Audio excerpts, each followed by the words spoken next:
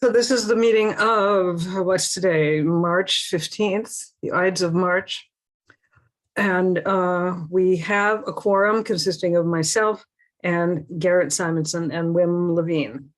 And we have a guest, and rather than waste your time, why don't we find out what she's got on her mind? Thanks. So I just thought I'd check in with you actually on two topics. One, I spoke with you a while ago about the question of managing beaver human conflicts. And I wondered if there were any updates or changes or news on that front. No, we don't have anything to report on that. Okay. I wanted to then just flag that I enjoyed the Massachusetts Conservation Commission, not conservation, Conservation Commission. I forget. I went to a seminar though that was sponsored by the state of Massachusetts. I can't remember if it was their boards of health or their conservation commissions. Maybe it was the Conservation Commission.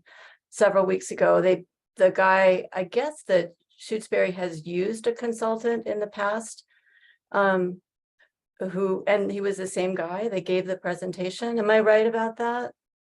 I couldn't tell you. Who was the guy and what was the presentation about? So the presentation was about the various water flow devices and the use of them, and also where conservation commissions in the state of Massachusetts stands on dealing with various issues. And he talked about his work in a town in Eastern Mass where he had saved the town quite a bit of money by installing these water control devices. Right. You know what? I went to that. I went to that. Yeah. So I was just curious if that shed any light on our situation or. Not particularly. That same guy is the guy that said that that kind of water flow control device won't work for us in the culvert area. Okay. And you should know that we consider trapping beavers to be the absolutely last resort. We would not simply give a permit for doing that if there was any other way of controlling them. And in most cases, you know, they're let to go their own way, and they're minding their own business, and we're minding ours. It might seem like we're out here madly giving out permits to kill beavers right and left. The thing is, that's the only time that it comes to our attention. We're not in control of beaver management, but we do have this one thing that we are required by law to do. When someone wants to trap a beaver out of season, because there is a legal trapping season, which we're in right now, I believe. Oh, it's probably over by now. It's the Board of Health that has to give the permit or not. And generally, by the time it comes to us, it's an emergency. So what constitutes an emergency from the Board of Health perspective? That there is not any other way to get the beavers to stop doing something that is negatively affecting basically governmental use, because individual private citizens could come to us for these permits, but they never have. We only get requests for trapping permits from two. Actually, we only have ever received trapping permit requests from two entities. One is the Amherst Water Department, because beavers sometimes get into the reservoir, into Atkins Reservoir, and they are unable to discourage them. And the other one is our own town highway department, where beavers are blocking the free flow of water through culverts. Well, as a corollary to that, they're causing a dangerously high water on either public or private property. So those are the kinds of emergencies that we're talking about, where really the beavers are doing harm and it needs to be stopped right away. And the more humane methods that we would, of course, prefer to see are just not effective. Okay.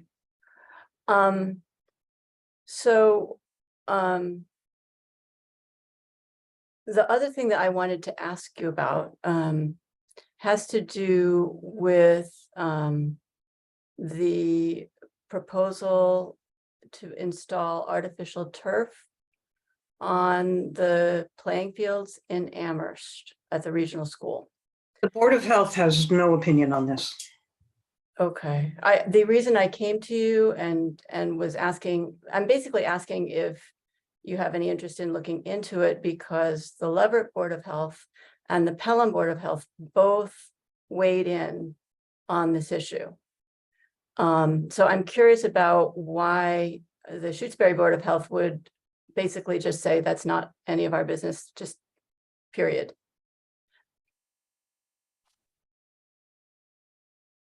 Because we think it isn't any of our business, period. Possibly because we don't feel that we have any expertise in it. It has not been brought up by any member of the board as something that we're interested in pursuing. Okay, so if it were brought up by a member of the board, like which board? Board of Health, by a member of our board. If So one of your members would have to bring it up in order for you to consider it. Is that how you address any kind of issue? Just only one of you bringing it up as an object of interest? I'm only asking because it doesn't seem like an issue that needs a whole lot of research from a health perspective. I mean, it's very clear that PFAS is a problem. We're dealing with it now in Shutesbury. It's causing quite a bit of an issue. Not to mention all of the petrochemicals that come out of the recycled tires that they use to put in between the plastic leaves of grass. And the fact that artificial turf does cause more injuries for players than grass does. See, they all seem to be related to health. They're the reasons why the other boards of health weighed in on the issue. So it doesn't seem like it would require a whole lot, from a health perspective, a whole lot of expertise to see that. Yeah. And the fact that the Board of Health wouldn't consider anything unless one of your members brought it up seems, I don't know, a little bit surprising to me. Eric, you look like you want something to say. And so, Mary Jo, in the case of the other boards that you referenced, Leverett and Pelham, is it that they voted resolutions saying that, in general, that they were against the use of that particular material and supported instead the use of natural turf? Yeah, for the reasons that I stated.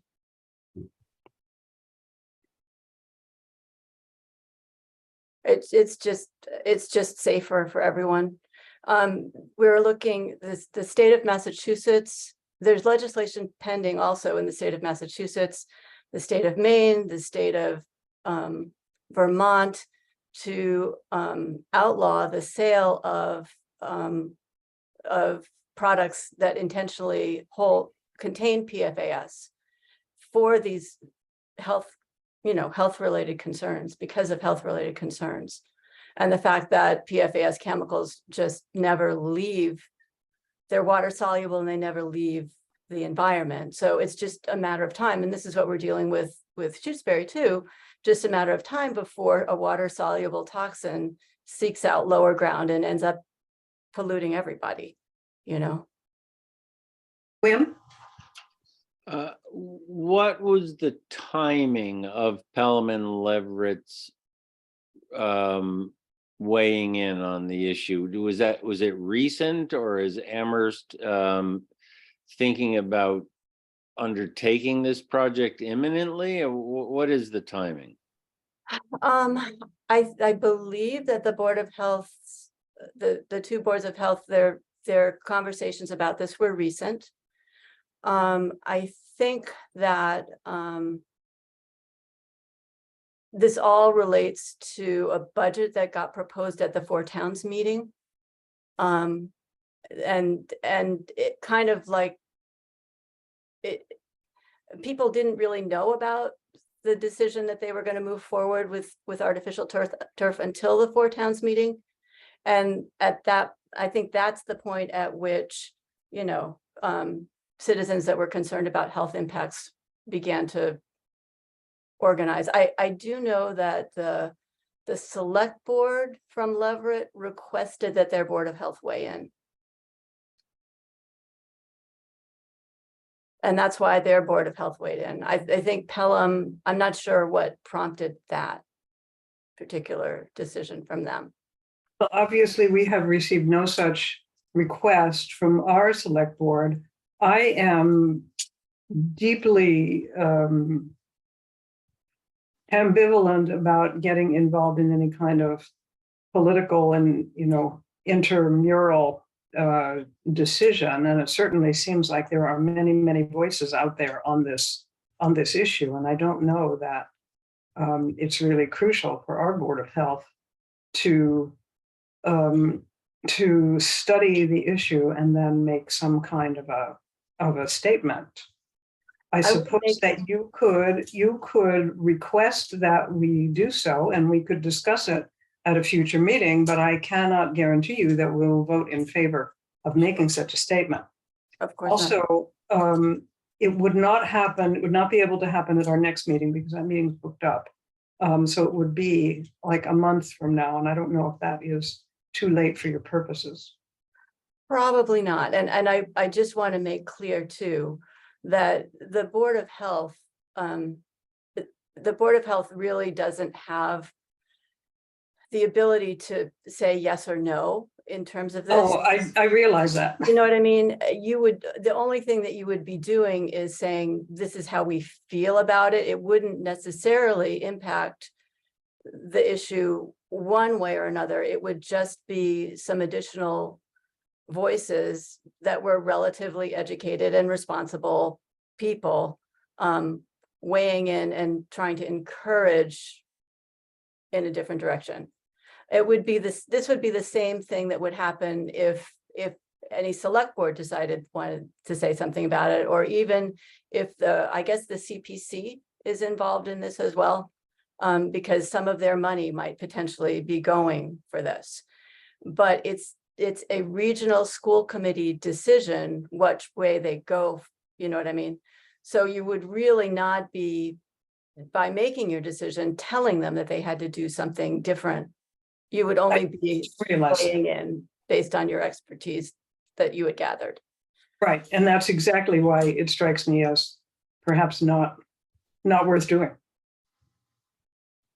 If you see what I mean. Right, we can't really have any impact on it. Many other citizens and entities have already expressed their disapproval of this. But if you will send us a request that this be put on our agenda for discussion, we'll put it on the agenda for discussion. That seems reasonable, right? You guys? Sure. I'm not against discussing it. Okay. I would be happy to send you, there's quite a bit of information that's been gathered by people from Amherst and Pelham particularly. So I'll send you a request along with some of the information that they've gathered. I don't think it would be that big of a reach to read the stuff that they've put together, you know. Okay. Yeah, I mean, it doesn't matter to me in some way, you know, it's your decision if you want to say something or not. Okay, well, if you'll send us something and ask to be put on the agenda, and you can bring it in and give us a very brief presentation so that we'll have a context, Sure. then that's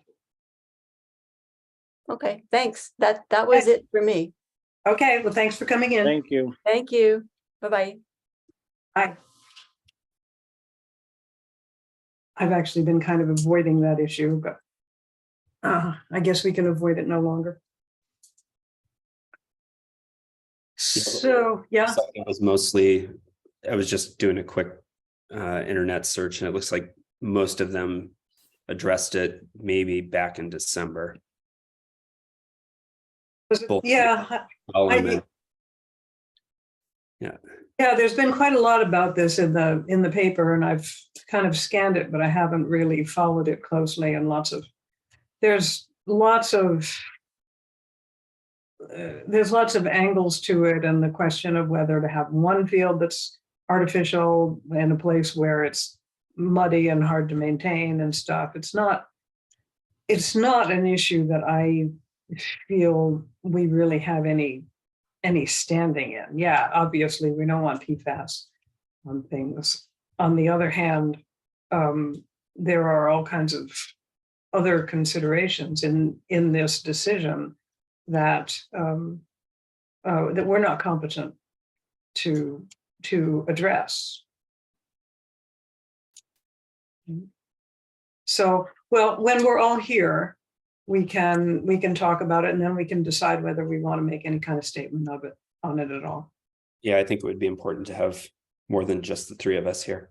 Absolutely, absolutely. By the way, when I said that our next meeting is booked up, we're going to have that meeting next time, April 5th, I guess, with the people from the, what do we call it, the Valley Health Coalition. So Jen Hoffman and Athena Bradley will be there. Kristen Burgess and Lenny Cherwonka have also agreed to be there. So, Right. and we should all be there. So that I expect that will take up the whole meeting. Before I forget, can we approve the minutes And we'll move from to last time? Got a motion? move to approve. Second, All in favor? Garrett? Aye. William? yeah. Wim, sorry. And Kat, yes. All right. There is that. Now Garrett has some updates for us. Let's see how much of this I can remember. So from our last meeting, when Noreen was getting ready to be away, we voted to have me be her alternate to a couple of different spots. And one of those spots was MAFCO, which it seems is going to undergo a name change. And so the primary reason that she wanted for me to attend on her behalf was that there was potentially going to be a MAFCO meeting. Well, there needed to be a MAFCO meeting before this Friday for the local boards of health in that group to vote on what's called concurrence related to the public health emergency preparedness funding that comes from CDC to DPH and then out to FERCOG, and then supported emergency preparedness work in MAFCO. And so right before Noreen left, there was an announcement that came out from FERCOG about this meeting to both review a COVID-19 after action report and to vote on concurrence related to this funding. So I attended that meeting, which was a confusing meeting because they really didn't, initially there wasn't a quorum present. And Carolyn Ness from Deerfield, who is the chair, and Noreen is the vice chair, pointed out that in part, the meeting announcement as it went out as a meeting of the Franklin County Public Health Emergency Preparedness Coalition, as opposed to MAFCO. You're muted.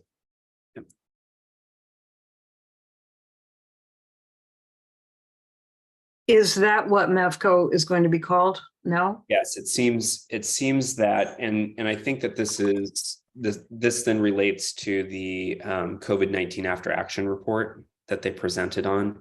It seems that out of that, after action review, there were recommendations about maybe transitioning away from MAFCO to something that is clearer about what the purpose of the group is.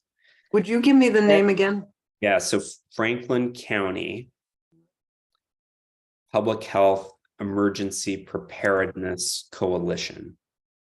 Garrett, can you just remind me? I thought I had recalled that Noreen said before she went away, she and her chair or whoever that is had submitted a letter saying they would not support the approval or whatever that was called. The concurrence. Yeah, so right before Noreen left, she did, and she had talked with us about what she intended, if she were going to be there for that meeting, what she would have, what her vote would have been related to concurrence, and her vote was going to be a no vote. And so prior to leaving, she did submit to Carolyn Ness, who's the chair of that group, and to me, her written response, and designated me to, basically be her vote at that meeting. So initially the meeting was confusing because, Carolyn pointed out that it wasn't really advertised the way that people would the people who are representatives to that group would normally identify it as being their meeting. Right. So, They haven't yet changed the name of MAFCO. They should have sent it out as a MAFCO meeting. right. So in other words, so as an example, is his last name Hillman from John Hillman, from Leverett. So he wasn't at the meeting, and the point was made. He's always here. The concern is that this posting might have been confusing to people, but eventually through the meeting that we got to a place where there were enough of their quorum present to go ahead and vote on whether or not to concur with the way that DPH has structured the funding. The suspense is killing me. Did you vote yes or no? I mean, was the final vote yes or no? I'm not asking you how you vote. So I did vote. I read Noreen's statement to the group and submitted her no vote on concurrence, but the majority abstained. So I think there was maybe 3 abstentions, 1 no and 1 yes. Now, so the thing about concurrence is that it doesn't really affect anything. Basically, so you can vote no in concurrence for this funding opportunity, and FERCOG's still going to get the money through this. It's basically a statement of how local public health feels about the DPH process for determining the amount of funding that each of the coalitions get across the state. So the outcome of that meeting was, kind of I guess, and those who abstained were, abstaining based on the way the meeting was advertised, that they felt that, and there was some talk about, do we re-advertise the meeting for Thursday? But ultimately, they went with what the vote was, largely abstention. And again, it doesn't really impact anything. A number of comments were made about the points that Noreen raised in what I read to the group, and acknowledged that there had been some gaps in the way that FERCOG had dealt with, especially around hiring a new planner for the coalition. So, there was an acknowledgement that including by DPH staff, and for COG, to their credit, that Noreen raised a number of valid points in her statement. So that's the outcome of that particular meeting that I was attending on behalf of Noreen. So you have to go to another one on Thursday?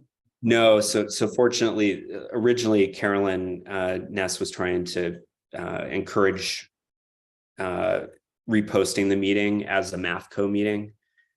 So ultimately there's going to have to be another meeting at some point of what is the MAFCO group, to vote to approve to rename it as this Franklin County, because the other part of it is that in that group that FERCOG is looking to bring in New Salem and Orange because they're in Franklin County, but they're currently a part of a different, they're part of Region 2, I think, and not Region 1. Whose idea was it to, do you know, who to rename the MAFCO something else? It came out of out of a portion of that after action review that they did, Kat. It's almost a year ago now. Remember, we participated in a bunch of surveys and went over to Greenfield for a couple of meetings, I think, at least. Yeah. And that was a recommendation that came out of that after action review. Not necessarily that name, but to Right. provide more clarity to what the purpose of MAFCO is, and to try to better align that work along the county line, as opposed to the DPH designated region, which then excludes a couple of, and then I think there's another outlier in Eastern Franklin County, or actually it's a community that's not in Franklin County that is currently in MAFCO, and I can't remember which one. Yeah, I can't either, but I know that's true. No, I don't remember. So technically they did comply with the deadline though. Yes. Yep. Yeah, they met the deadline. The deadline to vote on concurrence, to have the official vote into DPH is Friday. So because they formalized the vote at the meeting on, what was that, Tuesday? It should be all set. And when you have that, when you have the what you said, 1 yes, 1 no, and 3 abstentions, what does that mean? That it's a tie? I don't know how they'll report it to DPH, if they're going to report that that there was that they didn't concur, I guess, because abstaining and the no to me outweigh the 1 yes. Right. All right. So that's that one. And then the other piece at our last meeting, Noreen brought up that there are going to be additional opioid settlement funds becoming available. And that through the Valley Health Collaborative, that there is interest in seeing the communities that are a part of that collaborative, including Shutesbury, apply for those settlement funds and to pool them with the other collaborative communities to have a more meaningful effort around use of those funds to support substance misuse in the communities. And so also at that meeting, we had conversation, Kat, I think it was maybe you who said that that Becky had mentioned that she didn't think that we would be able to go for that because we had originally turned it down. Right. So I attended a state webinar on the opioid funds last week, I think it was, and I talked with Becky last week, and was able to point out to her that what she was talking about was the previous settlements, and that these are all new settlements. And so having not gone for the settlement funds in the previous round, which was the recommendation that she received from the police chief at that time, did not exclude us from pursuing these settlement funds. And so Shutesbury would have until, I think it's mid-April. I'd have to go back and look, but mid-April to apply or to submit to the state that they're interested in going in obtaining these new settlement funds. So as an example, I think there was another 5 to 7 settlements. And just looking at the Walmart settlement, I think Shutesbury was looking to get maybe $9,000 out of that settlement. And so and I explained to her what our thought process was about how those funds could best be used, working with the Valley Health Collaborative communities to pool those funds together. So if that one settlement is $9,000 for our town, and we're working with Greenfield and others, it could be a very meaningful funding opportunity. Right. And it wouldn't all fall on Shutesbury to administer it and work out ways of using it. Tell me about submitting our statement of interest to the state. Is there a form, or do we have to write a letter? Do we have to do it, or does the select board do it?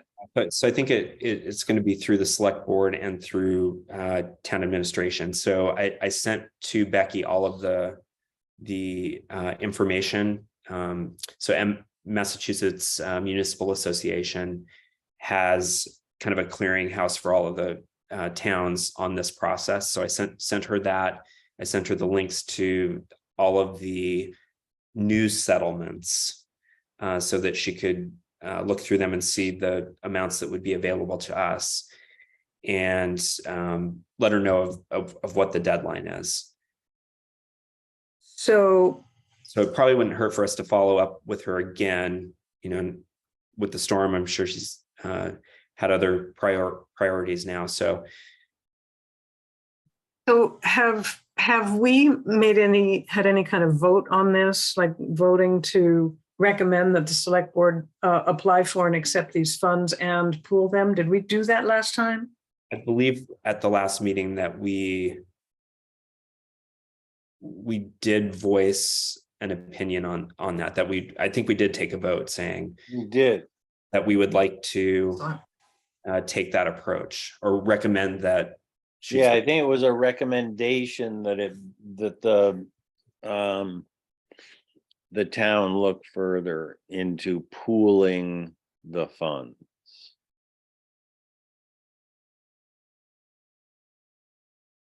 Let me see if I can find the old minutes. Is it clear, why would the police chief of all people have recommended not to pursue the first round of funding? Apparently, he didn't feel that there was a big enough problem in Shutesbury to make it worthwhile. Wow. And I explained to Becky how the state is determining the allocation for each community, and I think it remains true for these new settlements as it was for the old settlements, in that the allocations based off of the number of prescriptions per community. Yeah. I don't have the whole finished minutes in front of me, but I have my notes.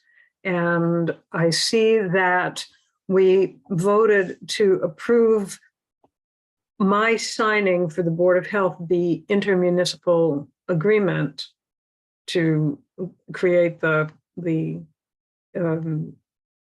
Valley Health Collaborative, but I don't see anything about the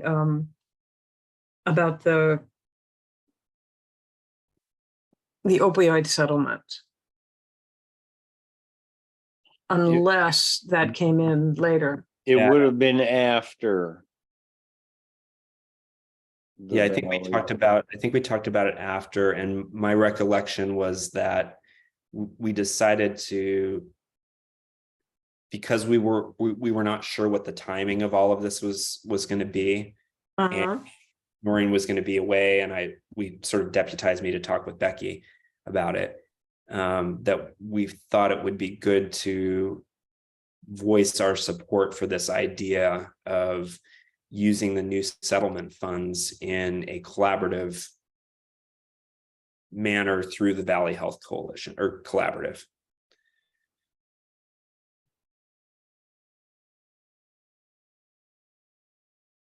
Just, I'm wondering if there's something we need to do now as a board action at this meeting. I mean, now that you've talked with Becky, should we follow up by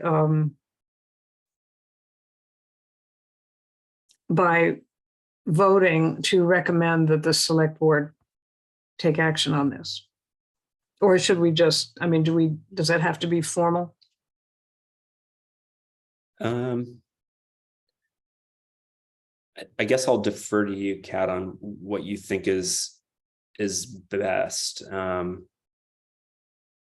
way I left it with Becky is, I said, this is the direction that we think as a board makes sense. And I'm going to send you the information.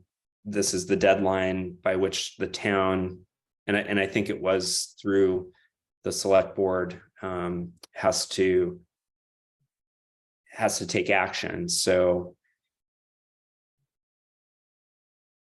we could, I could follow up with her tomorrow and see if she had other questions and just remind her about the deadline. Unless you think a vote by us is more important. I don't know that it's more important, but it seems like it might be a good thing to do. If we take a vote, then we can send a communication to the select board saying, we recommend that you do this. Okay. So I'll go ahead and make a motion that we send a communication to the select board recommending that they take action to apply for opioid settlement money, and that they consider, and that they go ahead and agree to pool the money with the rest of the collaborative to create a more meaningful region-wide response. Would that do for a motion there, Garrett? That leave anything out? Yeah, so I just pulled up the Mass Municipal Association's page on this. And so maybe what they say there is that municipalities must complete for each of the settlements, must complete a form for each of the settlements to receive abatement funds. And so it doesn't specify, it doesn't seem to specify that it has to come through the select board. Mm-hmm. Just the town, somebody in the town has to. Yeah. Submit that. I'm sorry, I interrupted Wim. No, I didn't have my hand up, but I think if we were to make a motion, I think putting in mentioning that there is a deadline in mid-April, if that's what it is, because that's coming right up. April 18 is the deadline. Huh. Okay. So here, hang on.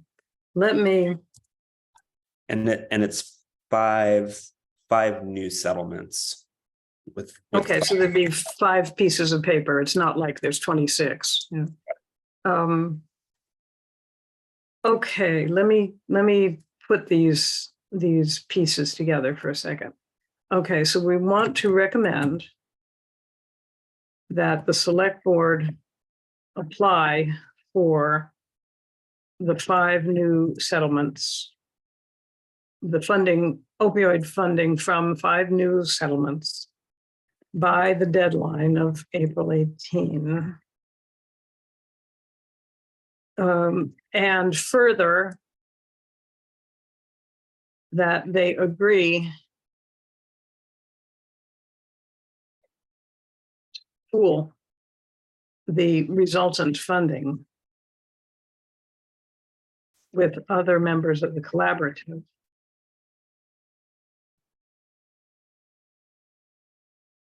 for the purposes that we've just described. Does that cover it? I think so. Any more discussion on this motion? I'll second it. If Discussion? they, if the select board does not take action, it sounds like the Board of Health could submit, from what you just read, Garrett.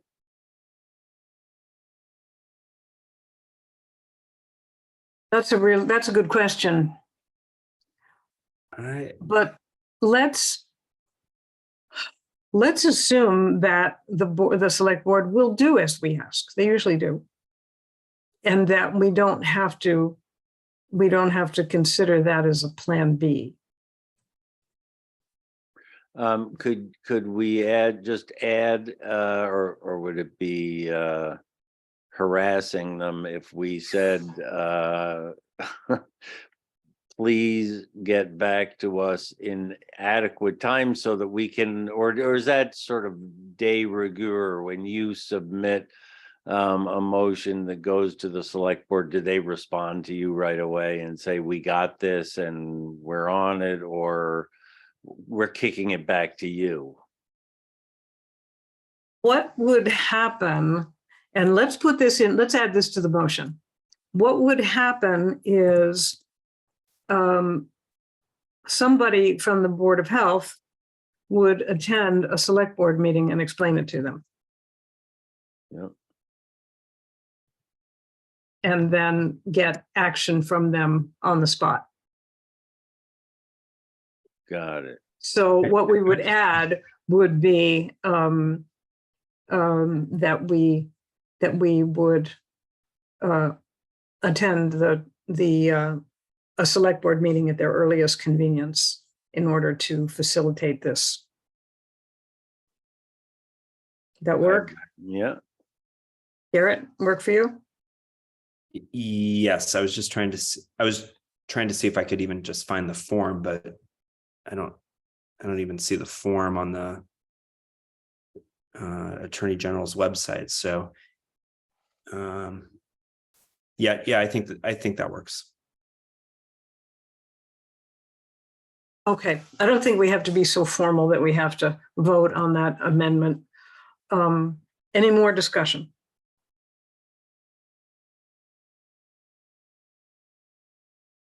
Hearing none, let's go to a vote. I'll vote yes. Garrett? Yes. Wim? Yes. All right, I will try to get this letter out tomorrow. And I'd be happy to attend their meeting. Oh, thank you.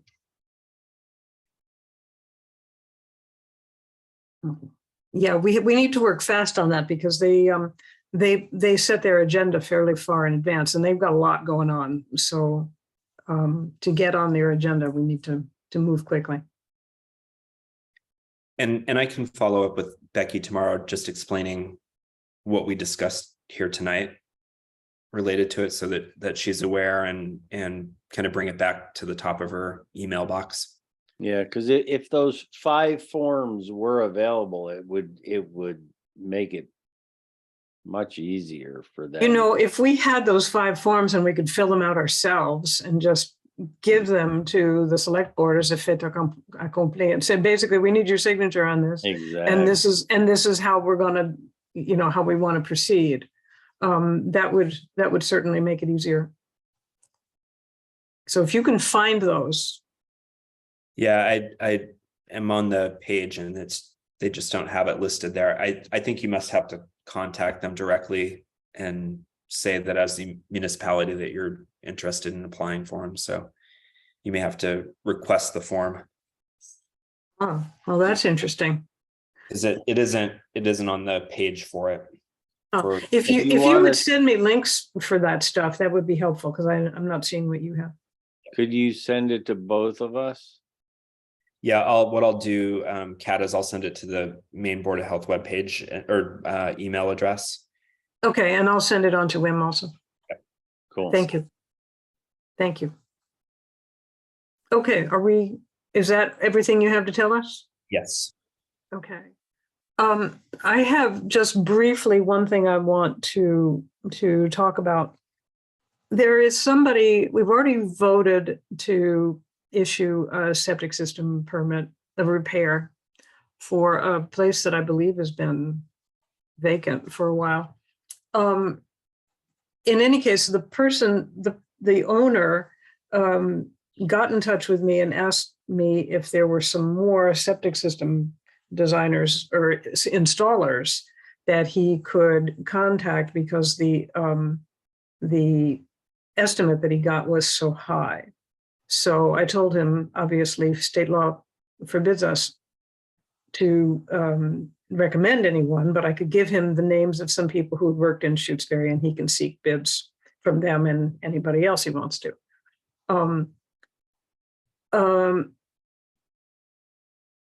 I briefly mentioned to him that we have this betterment loan program, which is pretty much, but not entirely, tapped out, and that we might be able to loan some of this money to him. So I've looked at the budget lines that go with this, and there are a few things. There's some grant money that is used to pay for file management and basically septic system management that I use to pay me for doing the file management part of things. And there is then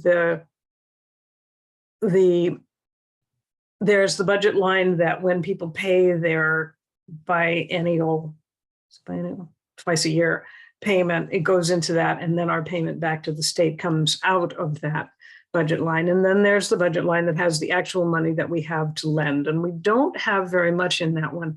But there's another budget line that is for a septic system loan program for failed septic systems that predated the betterment loan. So it goes back like into the 90s, and only one person got one of these loans and paid it off quite some time ago. But there's a lot of money in that account. It's like $18,000, and it's just sitting there, and we don't really, I mean, that program doesn't even exist anymore. The state hasn't asked for it back. And so I'm going to see Gail Weiss, the town accountant, tomorrow, and I'm going to try to fix it so that we can lend that money out. Right? And then it would be paid back to us. At some point, we'll get to the end of what we have to pay back to the state for the Water Pollution Abatement Trust, and then anything left in it can just revert to the town. Right now, it's like $18,000 just sitting there on the table, untouchable and unusable. And what was the quote? It was like $33,000. which I don't know. I mean, it's been a while since I've heard any of these quotes because they just don't come to me, but that seemed pretty high to me. However, I mean, if one person gave a quote of 33,000, he might get it. He might get a better bid, but it's not going to be cheap. No. And I don't know. especially, I don't know why it's so expensive because I haven't looked at the plan.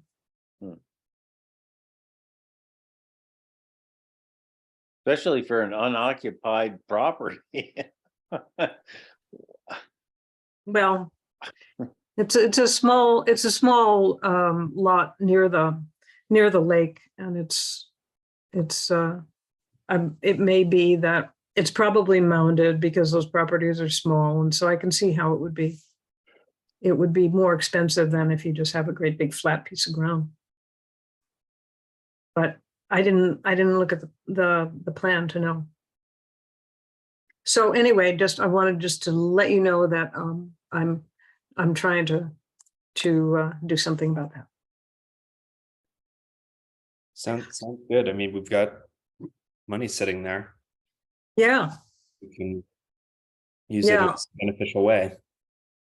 yeah, that would be ideal because otherwise I just don't know. I mean, that just drives me crazy, you know. Is there anything else that either of you has to speak of?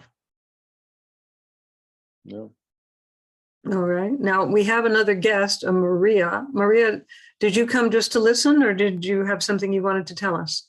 Hi, I just didn't know if you were going to be talking about artificial turf. I know you hadn't talked about it in the past, and I didn't know if you were planning to, but on the off chance that you were, that's why I came. So that's all. But I'm happy to listen. I'm interested in Board of Health issues in general.